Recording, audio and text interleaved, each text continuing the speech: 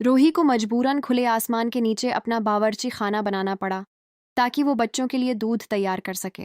मिनसनंदर में अब कहानी एक ऐसा खतरनाक मोड़ लेने वाली है जिसने पूरे गोयनका हाउस का माहौल बदल कर रख दिया है। जी हाँ दोस्तों, जिस दादी के इशारों पर कभी पूरा खानदान चलता था, आज वही दादी मजबूरी में अपने ही घर में नौकरानी बनकर रहने को तैयार हो चुकी हैं। दरअकीकत हालात इतने ज्यादा खराब हो जाते हैं कि पूरा गोयनका खानदान सड़क पर आने के करीब पहुंच जाता है। जब कहीं से भी सहारा नहीं मिलता तो दादी मजबूर होकर राजेश्वरी देवी के सामने हाथ जोड़ देती हैं और कहती हैं कि हमें इस घर में रहने दो, हमारे पास अब कहीं जाने की जगह नहीं बची। लेकिन राजेश्वरी देवी के दिल में रहम नहीं, बल्कि बरसों पुराना बदला जल रहा होता है। वो दादी की इस मजबूरी को देखकर मुस्कुराती है और एक ऐसी शर्त रख देती है जिसे सुनकर पूरे खानदान के पैरों तले जमीन खसक जाती है। राजेश्वरी साफ लफ्जों में कहती है कि अगर तुम लोगों को इस घर में रहना है तो मालिक बनकर नहीं बल्कि नौकर बनकर रहना पड़ेगा। सिर्फ यही नहीं, बल्कि तुम लोग बड़े कमरों में नहीं बल्कि स्टोर रूम में रहोगे और पूरे घर का सारा काम भी करोगे।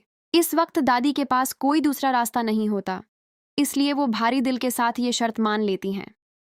इसके बाद जो होता है वो पूरे खानदान के लिए किसी सदमे से कम नहीं होता।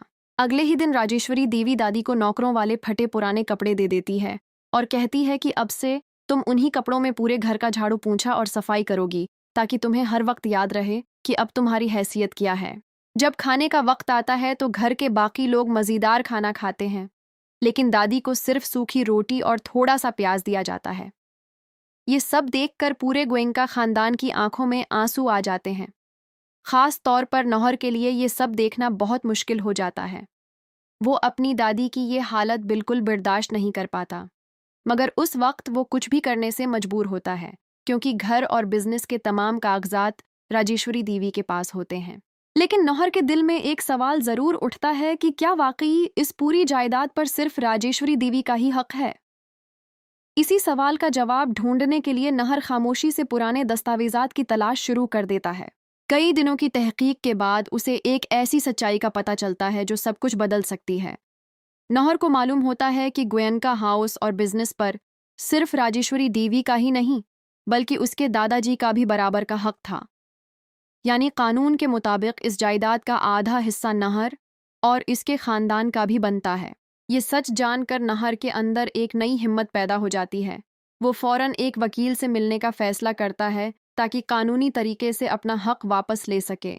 लेकिन जब तक ये लड़ाई ख़त्म नहीं होती, तब तक राजेश्वरी देवी अपनी ताकत का पूरा इस्तेमाल करती रहती है और हर दिन दादी से घर के सबसे मुश्किल काम करवाती है। कभी झूठे बर्तन मंजवाती है तो कभी पूरे आंगन की सफाई करवाती है। दादी की हालत इतनी ख़राब हो जाती है कि उन्हें अपनी पुरानी गलतियों का एहसास होने लगता है। दूसरी तरफ नहर अपने खानदान की ये हालत देखकर दिल ही दिल में कसम खा लेता है कि वो अपने खानदान का खोया हुआ वक़ार और हक वापस लेकर रहेगा।